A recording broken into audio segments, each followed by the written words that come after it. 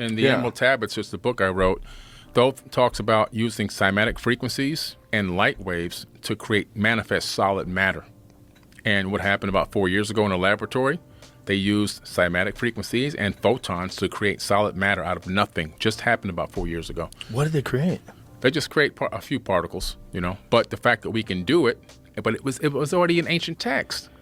Wow. So now we can do it on a very small scale, like we can create element 115 with a collider. Correct. Same kind of thing. And Same it's a very small, unstable version of element 115 that only exists for a fraction of a second, but they can measure it. Right. So, but if with sufficiently advanced technology, you could create it and then form a stable version of that. Right.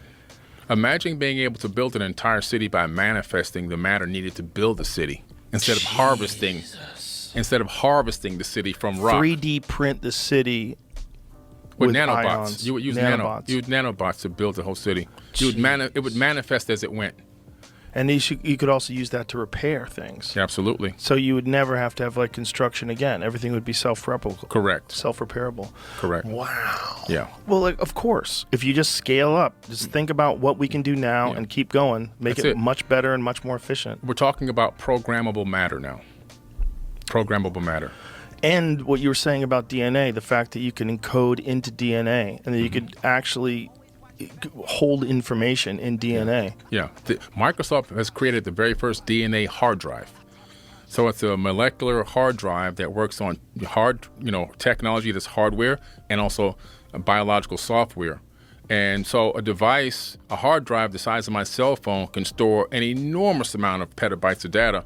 So things like teleportation are going to be possible in the near future. We've already teleported, I think, a couple of particles from Earth to the space station, right?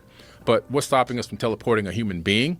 Understanding and knowing the location of every atom and the rotation and spin rate of every atom. That's a lot of information, a lot of storage space. Now with DNA hard drives, the storage space problem goes away.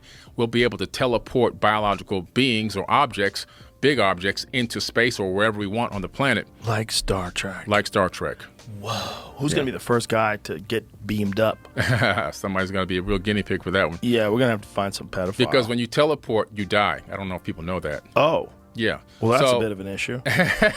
Teleport. I mean, you're reborn again instantly in the other location, but it's a facsimile of you.